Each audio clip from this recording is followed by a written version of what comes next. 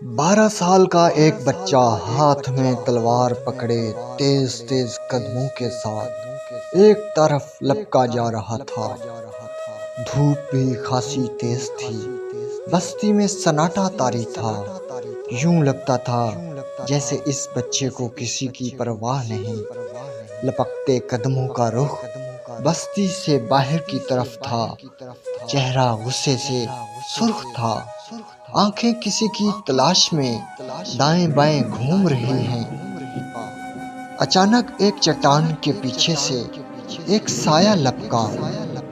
بچے نے تلوار کو مضبوطی سے تھام لیا۔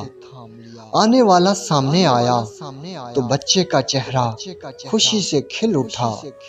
ہاتھ میں تلوار اور چہرے پر حیرت اور مسرت کی جھلملاہٹ دیکھ کر آنے والے نے شفقت سے پوچھا، میرے پیارے بیٹے، ایسے وقت میں تم یہاں کیسے؟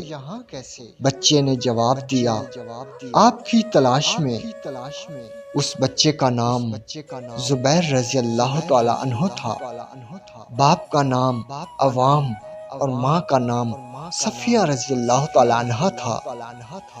یہ بچہ رسول کریم صلی اللہ علیہ وآلہ وسلم کا پھوپھی زاد بھائی تھا۔ قصہ یہ پیش آیا تھا کہ مکہ مکرمہ میں افواہ پھیلی کہ پیغمبر اسلام صلی اللہ علیہ وآلہ وسلم کو کفار نے پہاڑوں میں پکڑ لیا ہے۔ مکہ میں دشمن تو بہت زیادہ تھے، اس لیے ایسا بھی ہو سکتا تھا حضرت زبیر رضی اللہ تعالیٰ عنہ نے، جن کی عمر 12 سال تھی، فوراً تلوار اٹھائی اور اکیلے ہی آپ صلی اللہ علیہ وآلہ وسلم کی تلاش میں نکل کھڑے ہوئے۔ آخر آپ صلی اللہ علیہ وآلہ وسلم مل گئے۔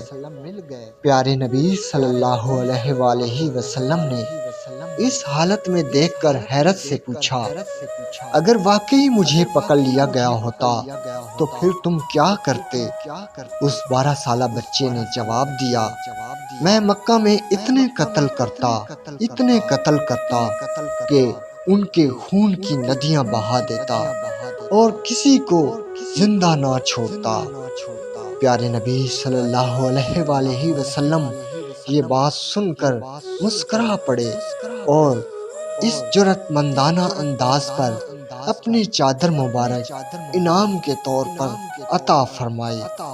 اللہ تعالیٰ کو یہ ادا پسند آئی۔ جبرائیل علیہ السلام آسمان سے نازل ہوئے اور عرض کیا، زبیر کو خوشخبری دے دے کہ اب قیامت تک جتنے لوگ اللہ کے راستے میں تلوار اٹھائیں گے، ان کا ثواب بھی زبیر رضی اللہ تعالیٰ عنہ کو ملے گا۔ ناظرین کرام، امید ہے ویڈیو آپ کو پسند آئی ہوگی۔ ہمارے چینل کو سبسکرائب کیجیے۔ اللہ نگہبان۔